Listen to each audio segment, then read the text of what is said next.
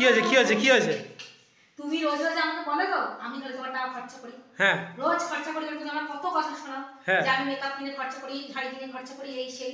হ্যাঁ আজকে হ্যাঁ তুমি বিশ্বাস করতে পারবে না আমি এমন একটা কাজ করেছি হ্যাঁ যে তুমি একেবারে খুশি হয়ে যাবে। তাই? হ্যাঁ। কি করেছো? আজকে আমি এই যে এটা কি 100 টাকা 100 টাকা বাঁচিয়েছি। না অ্যাশ করো তুমি, অ্যাশ অ্যাশ। 100 টাকা বাঁচিয়েছি। কি করে বাজালে? আরে স্কুটি নিয়ে গেছিলাম না, হ্যাঁ ডিজেল ভরে এনেছি।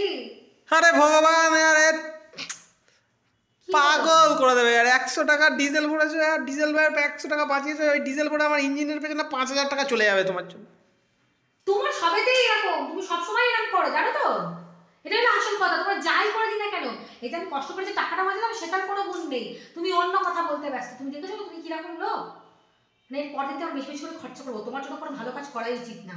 অসভ্য ছেলে একটা, যে পয়সাটা বাঁচিয়ে আনলাম আমি তার জন্য কথা বউকে ভালো কিছু বলবে তা না, পেট্রোল ডিজেল দেখাচ্ছে। ধুর।